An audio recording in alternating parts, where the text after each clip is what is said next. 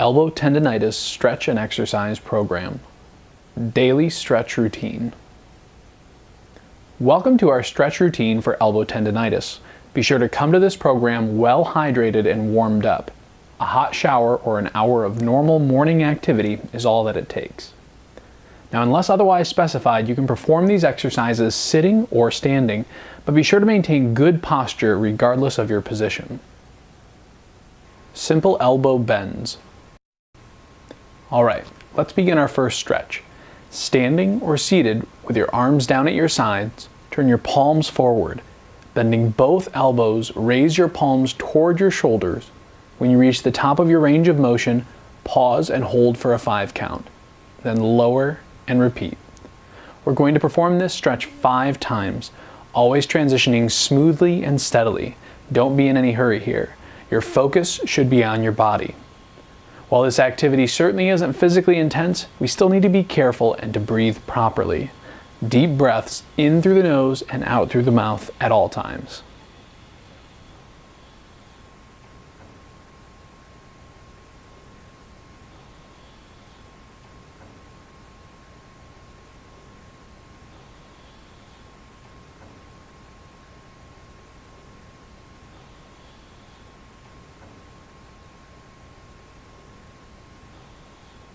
Prayer stretch.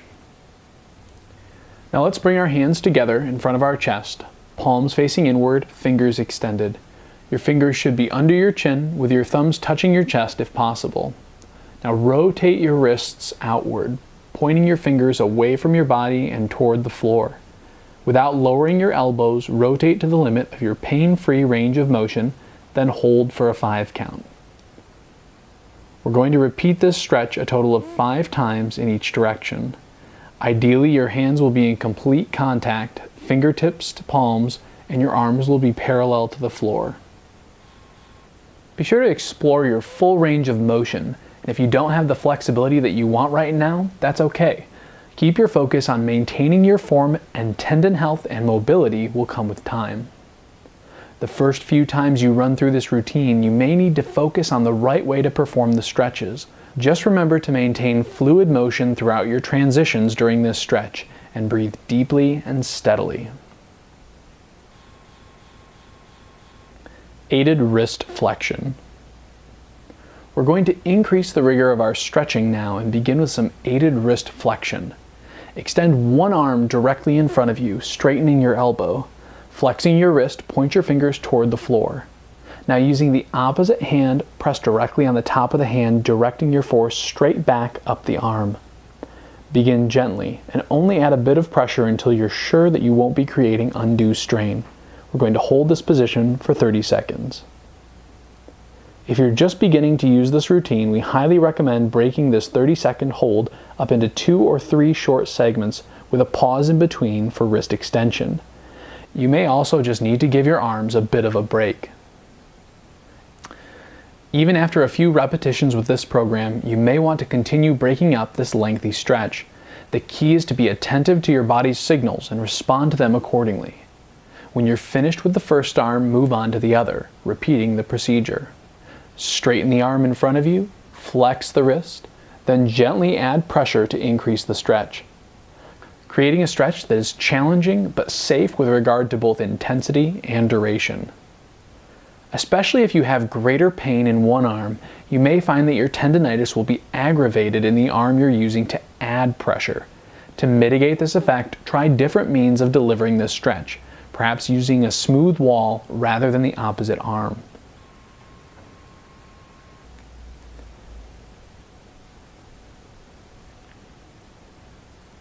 Aided wrist extension.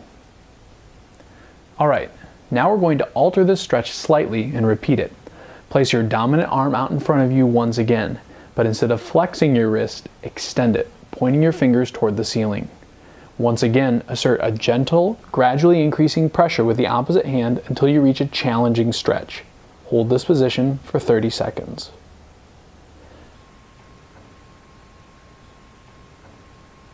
Focus the pressure provided by your offhand on the upper part of your palm rather than on the tips of your fingers. This works best when you push with an open palm and exert pressure in a way that keeps your palm and fingers straight rather than bowed.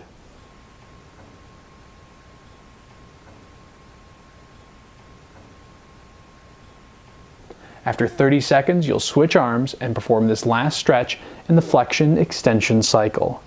Be sure to periodically check your posture. Leaning forward or backward or rolling your shoulders can lead to additional problems. Your elbow tendonitis is just one aspect of whole body health, so be sure to take care of the rest of you while undergoing the specific period of rehabilitation.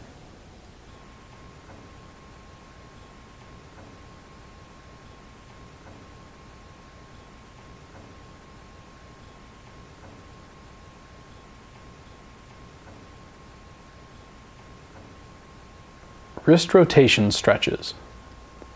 All right, at this point, take a seat if you haven't already, using a chair with arms at a comfortable height or a tabletop, which allows you to keep your upper arms almost perpendicular to the surface.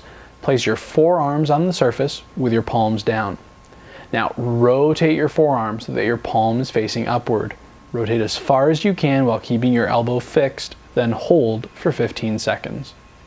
Go for a stretch here that's challenging, but not to the point where it aggravates your injury. Once begun, you should be able to maintain this stretch in your current position for the entire 15 seconds. Then, keeping your motions fluid, rotate the forearm completely in the opposite direction. Hold this new position for 15 seconds. While you'll probably only be able to rotate your palm a few degrees past parallel to the surface that your arm is resting on, you'll find that this part of the stretch can be just as challenging as the previous one. Remember to breathe deeply and regularly, and repeat this 2-stretch cycle once more, holding each for 15 seconds.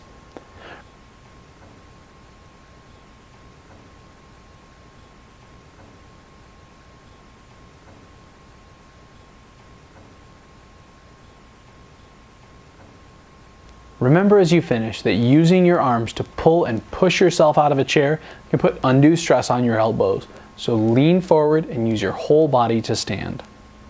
All right, let's relax and take a few deep breaths. We've got just one more stretch left to do. Palms up stretch.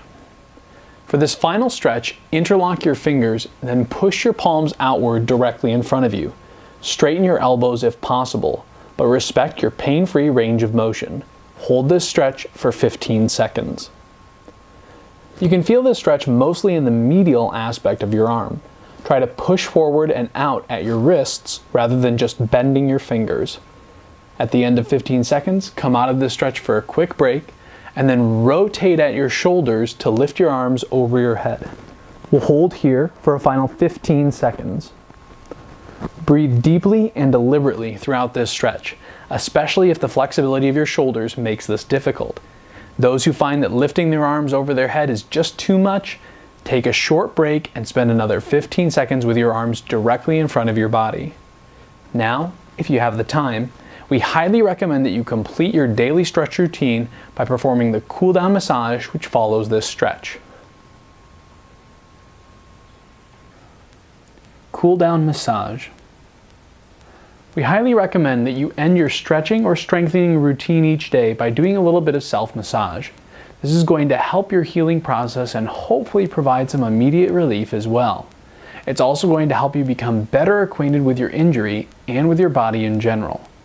Let's begin by addressing the lateral aspect. With your elbow resting on a pillow or placed on a comfortable chair or table, use the 4 fingers of the opposite hand to begin massaging the forearm just a few inches away from the elbow.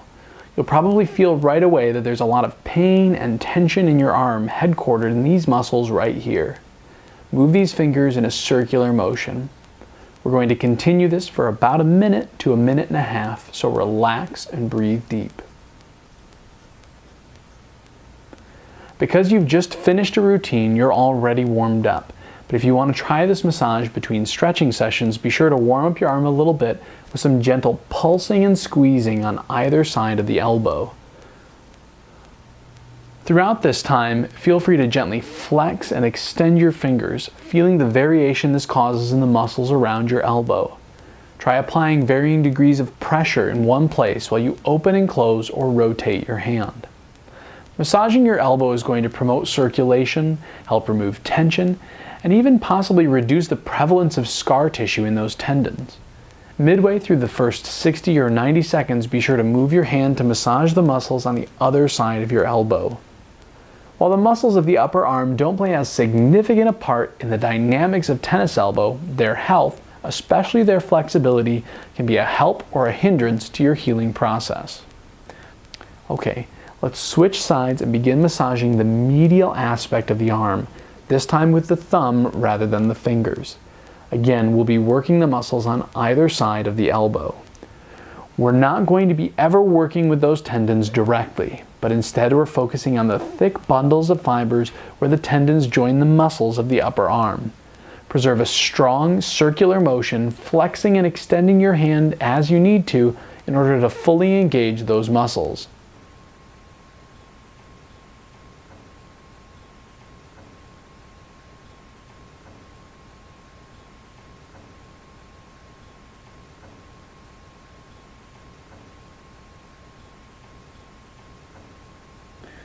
When you finish massaging your dominant arm, switch to your non-dominant arm and repeat the same process, beginning with your forefingers on the outside, the lateral aspect of your arm, and over time moving to the medial aspect and employing the thumb.